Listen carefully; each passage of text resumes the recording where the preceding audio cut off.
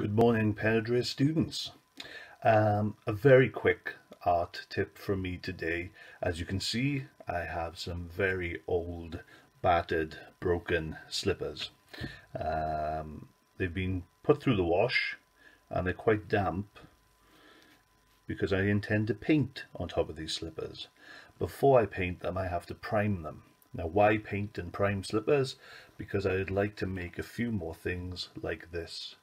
So this is an old slipper that I painted with a sort of Joker style image. So you can see it's an old piece of footwear, but before I was able to paint that Joker on there, I had to prime them. Now, two things are working in my favor. I've got some old slippers, brilliant. And the other thing is I've got some paint here that I haven't used up. So to prime these slippers, I'm going to scrape the paint off this palette and I'm going to use that as the primer. So in order to do this, fairly, I wish, but unfortunately during lockdown, you haven't got access to everything. I wish I had a bigger brush, but I don't. What's going to happen, I've got plenty of white here, and I'm just going to roughly work that on there. And because the slipper is already wet, it's going to help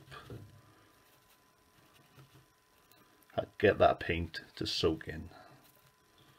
So wherever I can, I'm smushing in the paint. Now I do intend to paint faces on these, and one thing I can do as I'm painting is move the fabric in such a way. Let's have a touch more water on my brush, see if that helps. I can move the fabric in such a way that that shape there is already nose-like. So I'm going to keep that in there. I might even play around with these a bit more and hot glue and shape things a little more perhaps. But that's for later. This is just priming. So I won't play an entire video of me priming a slipper. Look out for the next video where I show you how to draw out your design.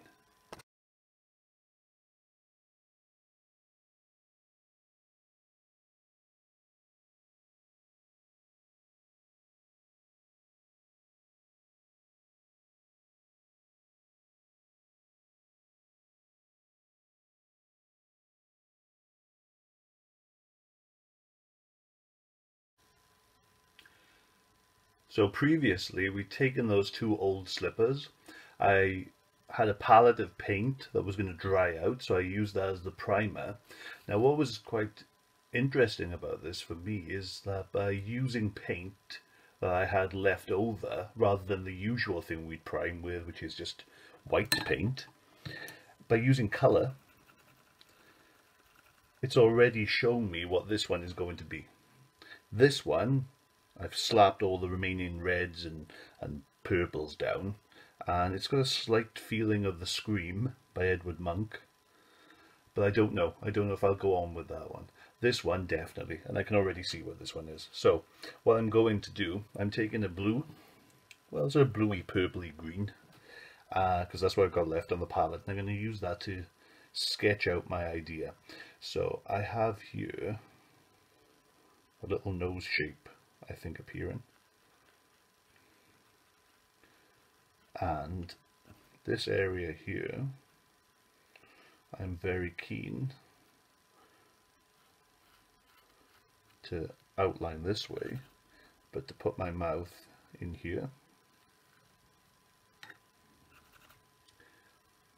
might have a few teeth showing, not sure yet,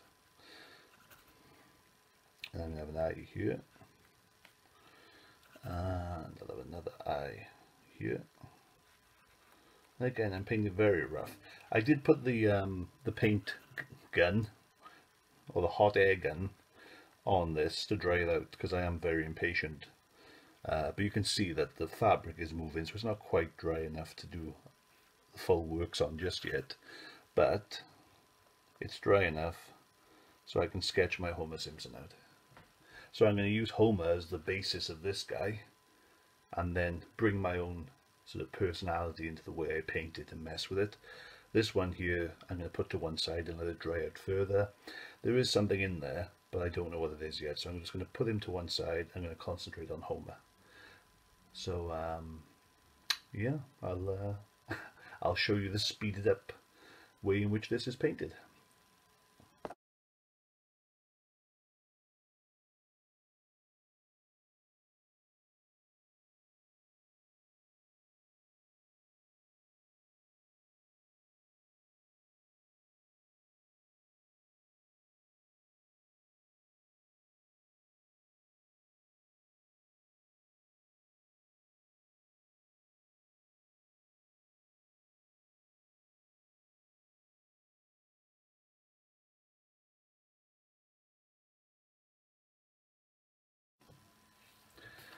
So this is the, well, towards the final stage.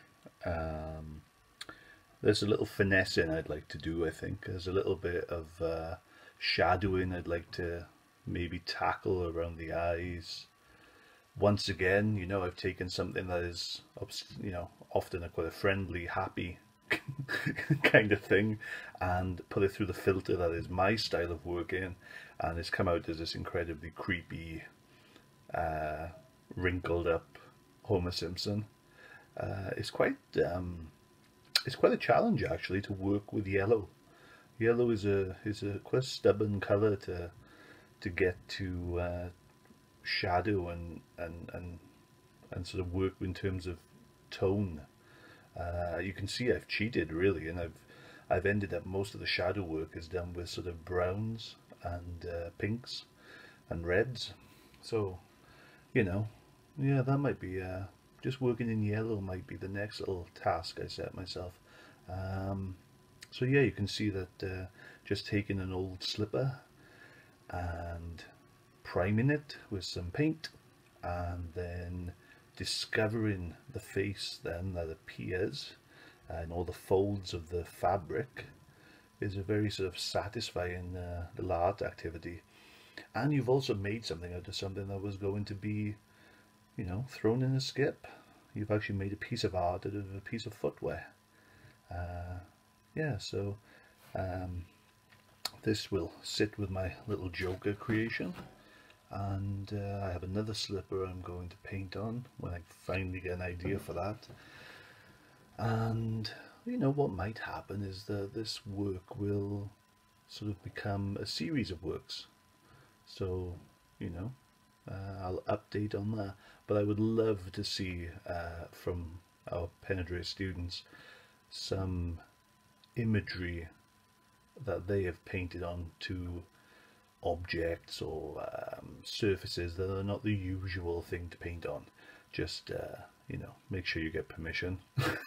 Make sure they really are old and things that were going to go in the bin. And yeah, take care all.